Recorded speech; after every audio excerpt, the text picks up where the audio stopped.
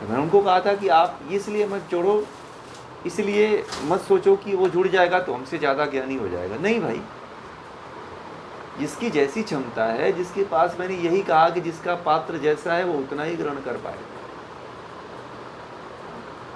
किसी का पात्र जो है भरा हुआ है तो वो कैसे जल भर लेगा? वो तो यदि उसमें ज़्यादा भरने की कोशिश किया तो जो बचा वो भी गिरने की कोशिश करेगा।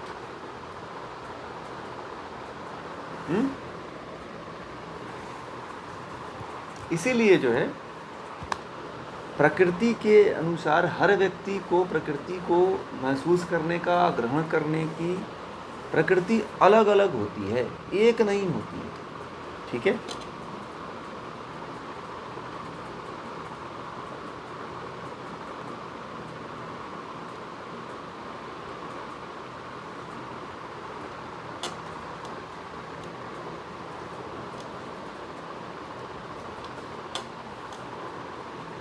आ रहा है उनको, उनका शायद नेटवर्क की समस्या होगी। आप लोगों को तो आ रहा है ना?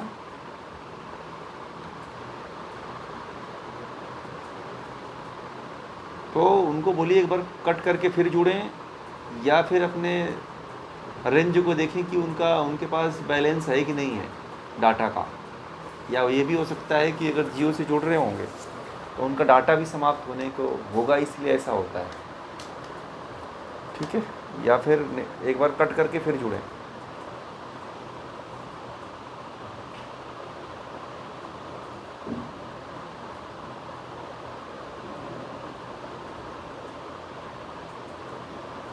कौन सी?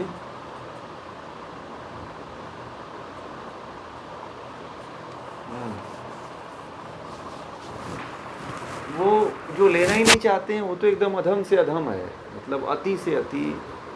मतलब जो लेना ही नहीं चाहते उनको तो परमात्मा भी नहीं कुछ कर सकता, क्योंकि कर्म करना तो, कर्म करने के लिए परमात्मा ने तो उसको स्वतंत्रता दे रखी है।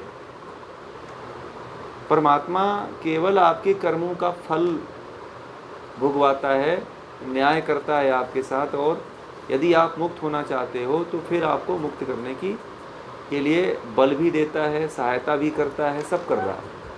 आप लोग मान लीजिए आप इतने दिन से जुड़ रहे हो, आप लोग तो परमात्मा की कृपा के कारण ही तो जुड़ रहे हो। नहीं तो कौन ऐसा व्यक्ति है जो इतने दिनों से इन विषयों को इतनी धैर्यतापूर्वक, इतनी गंभीरतापूर्वक 1 घंटा का समय निकाल करके सुने और पढ़े और समझे? कोई है? अभी आपका मन बदल जाता तो आप क्या सुनते? नहीं सुनते भाई। आप ही देख लीजिए, आपके घर में चाहे पति है चाहे पत्नी है, तो उनका मन नहीं लगता है, परमात्मा ने उनके ऊपर कृपा नहीं किया है अभी, इसीलिए उनका मन लगता ही नहीं। आप उनको समझाते हो, बताते हो, तब भी उनको नहीं ये ध्यान आता है, क्योंकि उनका संस्कार इस लेवल का है ही नहीं है। आप लोगों के लेवल तक पहुंचने के लिए उन्हें या तो जन्म लेना पड़ेगा या तो अच्छा कर्म करना पड़ेगा। ये कोई आम बात थोड़ी है, ये सब ज्ञान की बातें सुनना समझना, और ये कोई कंपटीशन वाला एग्जाम थोड़ी है कि पत्नी पढ़ लेगी तो आईएएस बन जाएगी और आईएएस बनने के बाद जो है पूरा घर को संभाल लेगी। ये तो ऐसा है कि जो पढ़ेगा वही पाएगा, जो पढ़ेगा उसी को लाभ होने वाला है, इसमें किसी और को लाभ नहीं होने वाला। हाँ, आपके ज्ञान से जरूर यदि कोई लेना चाहता है तो लाभ होगा।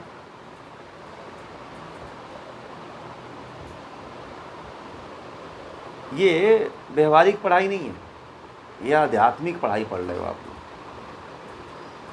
ये जो कर्म, मैंने पहले भी बता चुका हूँ कि ये जो आप लोग कर्म कर रहे हो, ये वास्तव में आप अपने लिए 1 घंटा का समय दे रहे हो। अपने पूरे जीवन काल में जितना 1 घंटा या 1.5 घंटा आप लोग जुड़ते हो, यही आपका समय है। और वास्तव में आपके जीवन में यही जो समय है वही गिनती में भी जाता है। बाकी तो पशुओं जैसा है, बाकी तो अन्य जानवरों जैसा ही है आपका जीवन चल रहा है। कुछ नया नहीं हो रहा है भाई, कुछ विशेष थोड़ी हो रहा है। आप मनुष्य हो तो मनुष्य के अकॉर्डिंग अपनी व्यवस्था कर रहे हो, तो इसमें नया क्या है कि नहीं? नया है क्या, बताइए। आप लोग बताइए, इसमें नया कुछ है? जो आप लोग जीवन जी रहे हो उसमें कुछ नया है क्या? हाँ, ये नया ज़रूर है, जो आप सीख रहे हो, जो आप समझ रहे हो, जो अपने जीवन में आप उपयोग कर रहे हो, जिसका आप लोग अपने जीवन में इम्प्लीमेंट कर रहे हो, अपने जीवन को सुधार रहे हो और परमात्मा के तरफ, आत्मा के तरफ अग्रसर कर रहे हो, यही आपके जीवन का सबसे बड़ा नयापन है और उन्नति का मार्ग है, अग्रसर मोक्ष का मार्ग है, मुक्ति का मार्ग है, इस पे आप अग्रसर हो रहे हो। यही सूत्र में, इस सूत्र में यही महर्षि कपिल कहना चाहते हैं।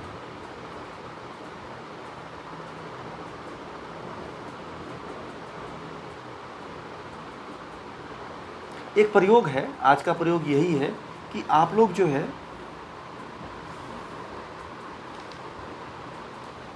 अपने आप को ये देखने की कोशिश करना आप लोग कि आप अपने जीवन में किस धरातल पे, किस स्तर पे जी रहे हो।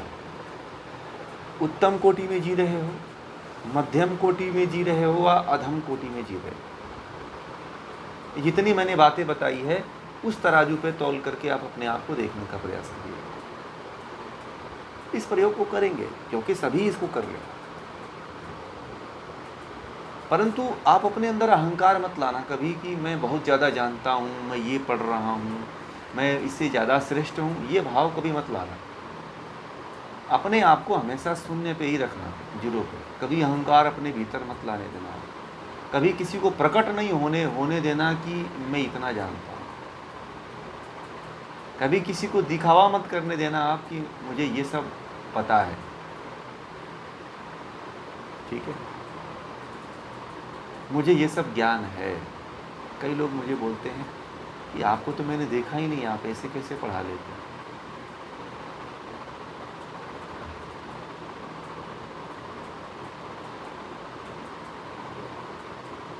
तो ज्ञान है, परंतु किसी को प्रकट करने वाली, किसी को ढिढोरा पीट के बताने वाली थोड़ी है कि मुझे ये आता है, मुझे ये आता है। नहीं नहीं, जब समय आए तो उसका उपयोग करो, अपने जीवन में उपयोग करो।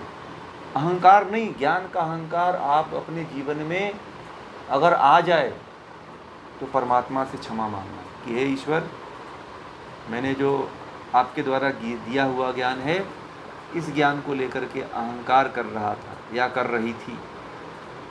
और कभी भेदभाव मत करना आप अपने घर में, परिवार में कि मैं इससे ज़्यादा जानता हूँ, मैं इससे ज़्यादा श्रेष्ठ हूँ, कभी भी नहीं। व्यक्ति की श्रेष्ठता तभी होती है जब उसके भीतर अहंकार नहीं आता। ज्ञान लेने के बाद, पढ़ने के बाद उसके जीवन में थोड़ा सा भी अहंकार नहीं है, वही व्यक्ति जो है श्रेष्ठ होता है। जिसके पास जितना ज्ञान होता है वह उतना ही विनम्र होता है। पेड़ के, आम के डाली में यदि वृक्ष लगता है तो झुक जाता है, तो झुकना सीखिए। अहंकार क्या होता है? अहंकार में यदि कोई पेड़ की डाली अकड़ करके झुकती नहीं है तो टूट जाती है। ठीक है, आंधियों में देखिएगा, जो डाली वहीं पे है, हवा के साथ बहती है, वो डाली वैसे के वैसे बच जाती है, और जो अकड़ करके एकदम हिमालय की तरह खड़ा हो जाता है, उसको या तो बीच से टूटता है या तो डाली से टूट के गिर जाता है, या तो उखड़ी जाता है। ठीक है, तो ऐसे नहीं बनना। आप अपने आप को देखना शुरू करिए कि आप किस कैटेगरी में जी रहे हो अपने जीवन में। उत्तम कोटि में जी रहे हो, मध्यम कोटि में जी रहे हो या अधम कोटि में जी रहे हो। आपके भीतर काम, क्रोध, लोभ, मोह, ईर्ष्या, द्वेष, मात्सर्य, ये भाव नहीं आना चाहिए।